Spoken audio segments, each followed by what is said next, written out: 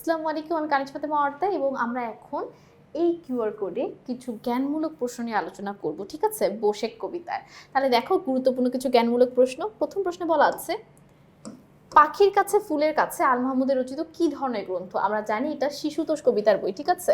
কবি আল মাহমুদ কবিতায় কোন শব্দের সুনিপুণ প্রয়োগ লক্ষ্য করা যায়? কবি আল মাহমুদের কবিতায় লোকজ শব্দের, এই জন্য একটা সহজ লোকাল শব্দ সে ব্যবহার করেন, সুনিপুণ প্রয়োগ লক্ষ্য করা যায়।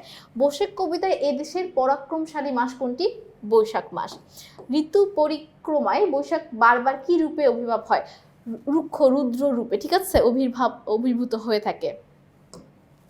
এরপর দেখো, আদরকারী অর্থ কি? আদরকারী অর্থ হচ্ছে যার প্রয়োজন নেই, ঠিক আছে? অদরকারী, ঠিক আছে? অদরকারী মানে কি, যে যার কোনো দরকার নেই। বৈশাখী বাতাসে কিসের ঝাঁক ভেঙে যায়? আমরা জানি বুনো হাঁসের ঝাঁক ভেঙে যায়। টেলিগ্রাফের থামগুলোতে কে নুয়ে দেয়? টেলিগ্রাফের খামগুলোতে বৈশাখের ঝড়ো বাতাস নুয়ে দেয়। কবি আল মাহমুদ কত সালে জন্মগ্রহণ করেন? আমরা জেনে এসেছি 1936 সালে।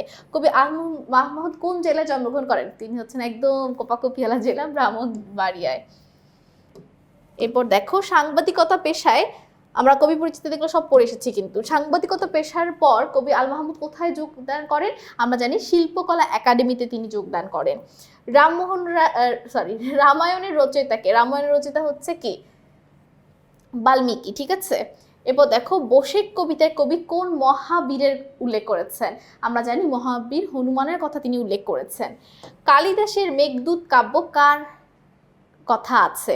মেঘদূত কাব্যে বাতাসের কথা আছে, তাই না? বলে বাতাসের কথা বলা আছে, দেবতার কথা, পবন দেবতা। এরপর দেখো, বোশেক কবিতায় কবি কার কাছে মিনতি জানিয়েছেন? বৈশাখের বাতাসের কাছে মিনতি জানিয়েছেন, পবনের কাছে। বৈশাখী বাতাস গরিব মাঝির কি ছিঁড়ে ফেলে? পাল ছিঁড়ে ফেলে, নৌকার পাল, দড়ি ছিঁড়ে ফেলে, পালের দড়ি।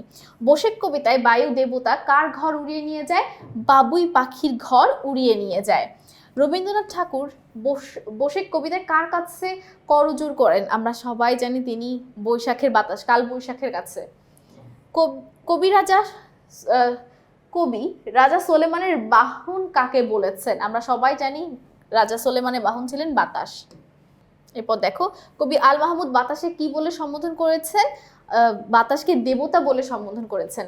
কবিতায় বৈশাখী বাতাস কার ঘরের খুঁটি উড়িয়ে নিয়ে যায়? গরিব চাষির ঘরের খুঁটি উড়িয়ে নিয়ে যায়।